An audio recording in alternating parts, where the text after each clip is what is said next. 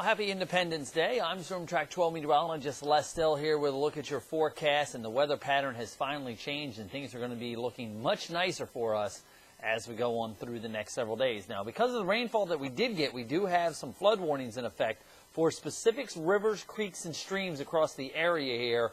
In fact, let's get to that list there. Basically, it's the deeper inland spots where we are seeing some of the problems. Northeast Cape Fear River in Chinkapin, Duplin County, expected to have already crested around 15.3 feet this morning going into the early afternoon hours, and that's going to create some moderate flooding along adjacent river roadways to the river there.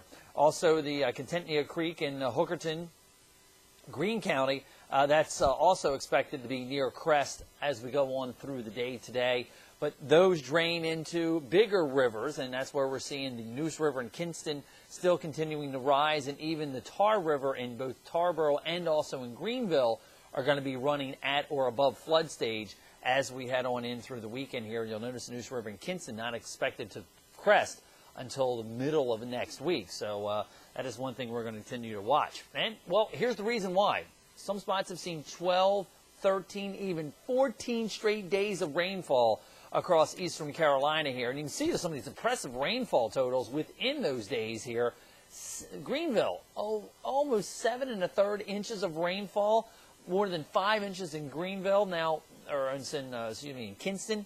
Now, as you get closer towards the coast, notice Beaufort, not quite as much. Still impressive, but only about 3 inches of rainfall. And again, it was those deeper inland areas that where the ground is just saturated. That's part of the reason why that we do have those flood warnings in effect for those specific rivers, creeks, and streams. All right. Well, we all want to know what Independence Day in the afternoon is going to be like here.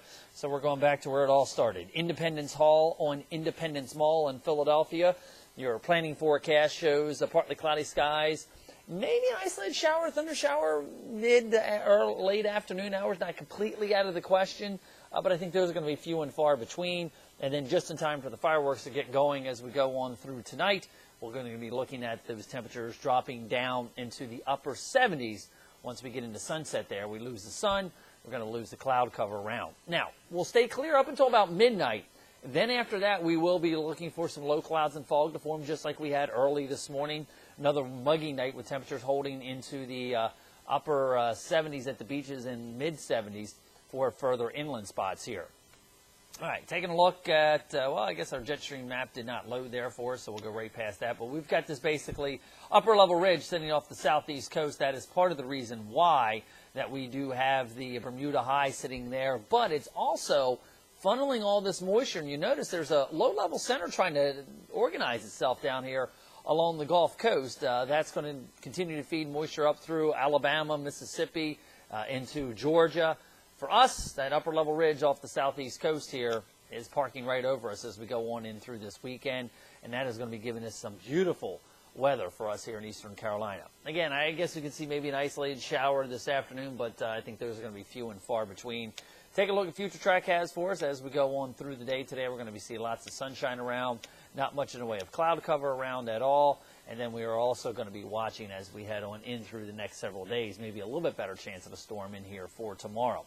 Okay, we're tracking the tropics for you. Not really a whole lot of action going on. It's been very void of action here recently, and that's the positive side. But again, we are watching this system trying to get its act together here off of the Gulf Coast states here. It's kind of moving along in that flow, so not really anticipating development out of this. But you notice how void of cloud cover further out in the Atlantic was. That's because the Saharan dust has been sitting out there, and as a result, that is kind of suppressing the cloud cover and the potential for development. So here's your planning forecast. A little bit better chance of an isolated shower tomorrow. And then we do look for sunshine and temperatures in the low to mid 90s as we head on in through the weekend going into next week. And eventually, maybe by Thursday or Friday, be another chance for some decent rainfall. But it does look like we are going to at least get a fairly long stretch of time period for us to dry out here in eastern Carolina. Have yourself a good Independence Day. I'll talk to you on Friday. I'm Storm Track 12 meteorologist Les Still.